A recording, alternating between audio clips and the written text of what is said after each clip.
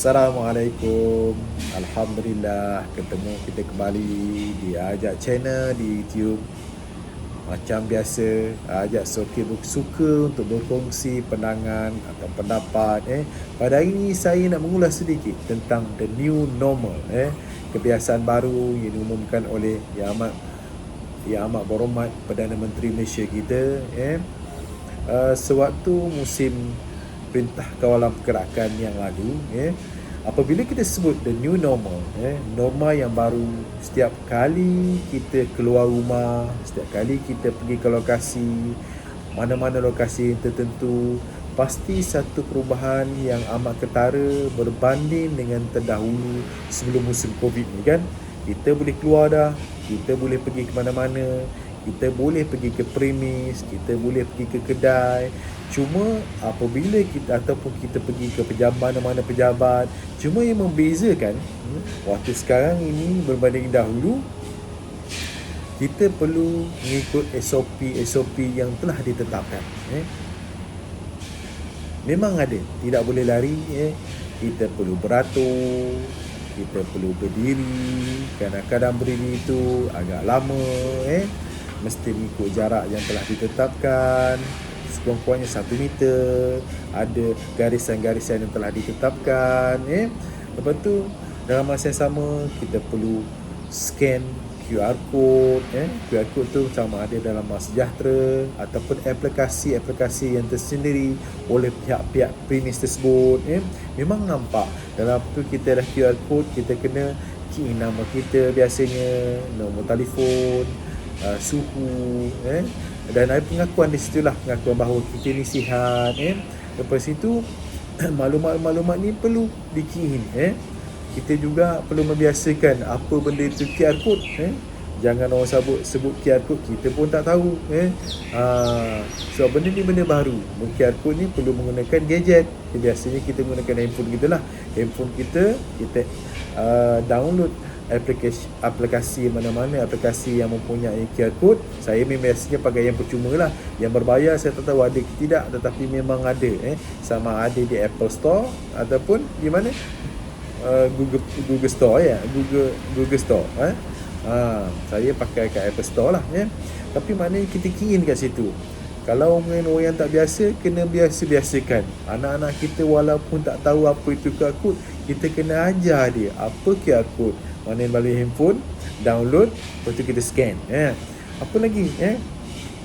Biasanya dekat lokasi-lokasi premis yang kita pergi telah disediakan hand sanitizer. Mana kita sendiri kadang-kadang memang saya pun dalam poket memang ada lah. Saya beli yang kecil, botol kecil tu je, saya masukkan dalam poket saya, sentiasa ada. Wife saya pun biasanya dalam handbag tangan dia pun ada juga hand sanitizer. Apa lagi pun kita buat, kita kena tutup mulut. Walaupun sebahagiannya adalah yang tak pakai, tetapi kita biasakan kita pakai supaya kita ada ruang untuk kita mengelak daripada wabak COVID-19 ni terus merebak. Apa lagi kita buat? Biasanya apabila kita pergi lokasi tertentu, kalau tidak ada QR code pada lokasi tersebut, kita kena tulis nama dalam buku dia. Dalam buku biasa nama, nombor telefon, suhu berapa. Mana kat situ pun ada. Apa lagi kita kena ambil? Dan masa yang sama disediakan alat untuk kita mengimbas suhu kita. Kalau orang tu tak ada ambil, kita ambil sendirilah. Kita letak macam ni je, tembak dekat kita punya dahi tu, tembak dahi sini, nampaklah satu suhu kita tulislah kat situ. Mana apa lagi? Dalam masa yang sama memang mengambil masa. Kalau ibarat kata kita nak masuk satu premis tu biasanya kebiasaan katalah kita nak masuk makan lah. Makan mungkin ada 10 meja. Tapi apabila disebabkan musim Covid ni, kita perlu dia kurangkan dalam bilangan meja tersebut, mungkin menjadi 7 atau 6 contoh. Maknanya kuranglah meja kat situ. Kadang-kadang mengambil masa sedikit untuk kita masuk ke premis tersebut, untuk kita kalau nak makan, menikmati makanan. Kalau kita nak beli barang, mungkin ada dalam tu tidak boleh ramai-ramai, terlalu crowded sampai menyentuh bahu-bahu kita sebagai contoh. Maknanya dekat situ ada tempoh masa yang diperlukan untuk kita masuk menjalankan aktiviti kita di sesuatu premis tersebut. Nampak ya? Kadang-kadang waktu cuaca kat Malaysia kita ni panas kan, bila panas, bila kita pergilah masuk dah waktu dah lepas pagi masuk tengah hari ke atau menjelang petang, mungkin beratur tu panjang menyebabkan kita terpaksa beratur dalam keadaan panas, mungkin berbahang sedikit, mungkin ada koridor tapi koridor tersebut tidak cukup lagi, koridor yang ada berbungu tidak cukup, maka terpaksalah kita berbaring di tempat yang panas. Memang berlaku begitu. Apa lagi kalau ada pun duduk kalau ada sebahagian premis yang boleh menyediakan kerusi sewaktu kita berbaris tu, mana memerlukan kita menjarakkan diri sekurang-kurangnya 1 meter.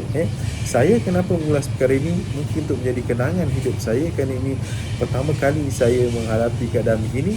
Okey, saya nak menjadikan satu kenangan dalam hidup saya bahawa ini yang kita hadapi, pernah kita hadapi.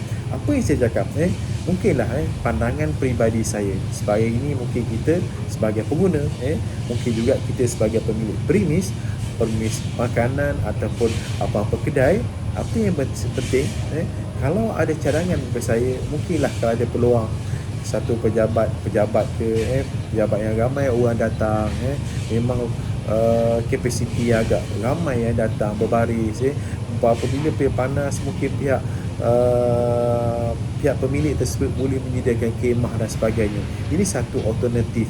Sebab saya dah tengok pejabat-pejabat yang meletakkan satu kemah di luar sekurang-kurangnya waktu panas, dapatlah berlindung sikit daripada keadaan panas, duduk di bawah kemah, lepas tu kalau ada ada kursi, bukan semestinya kita kursi tu untuk mungkin orang yang kurang upaya, orang tua, ibu-ibu mengandung, ataupun ada orang biasa tapi dalam keadaan yang dia uzur lah, maksud saya mungkin kaki dia sakit, lutut dia sakit, pinggang dia sakit, maknanya dia memerlukan bantuan. Maknanya kita kerjasama, kalau ada kursi lebih sedikit, letaklah di bahagian luar premis tersebut supaya boleh digunakan. Tak payah kursi mahal, mungkin kursi 10 ke 20 ringgit tu je, kursi plastik tu, tapi yang penting kuat, kukuh lah untuk diduduk tak payah kursi mahal, kursi kecil-kecil je.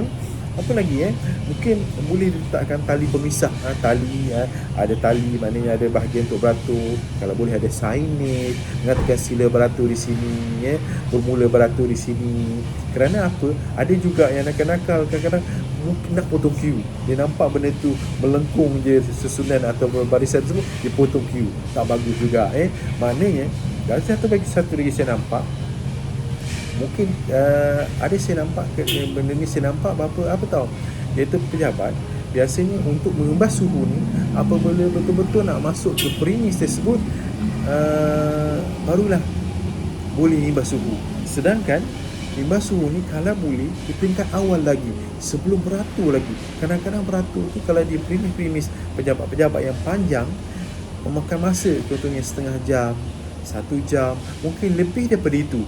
Tapi malangnya apabila dia sampai ke tempat pintu, mana dah beratur dia panjang tadi, setengah jam ke 1 jam ke 1 jam setengah ke, sampai peringkat untuk ke pintu untuk imbas suhu, tengok imbas suhu dia katalah suhunya tinggi, maka dekat situ dia tidak dibenarkan masuk ke dalam premis untuk menjalankan transaksi ataupun apa-apa urusan.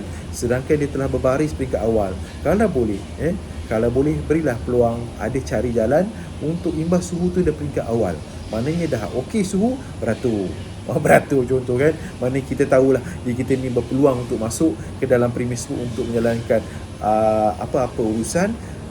Yang penting peluang tu ada. Jangan sampai peringkat dia dah sampai ke pintu, sedangkan dia beratur 1,5 jam, 1 jam ataupun sejam lebih, ataupun lebih tempoh masa, sedangkan dah berdiri berpeluh-peluh panas mungkin. Sampai itu dia mungkin marah kerana dia cakap suhu dia tinggi. Penjaga, pengawal di bahagian itu tidak membenarkan masuk atas SOP lah, atas SOP. Itu saya bersetuju. Mungkin dia kurang sihat atas sebagainya.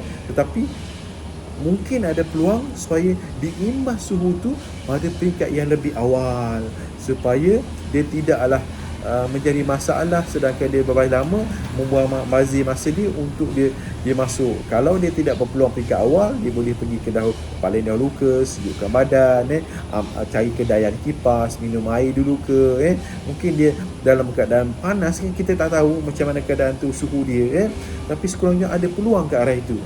Dalam masa yang sama juga, Saya berpandangan ini satu cadangan yang boleh kita guna pakai bersama.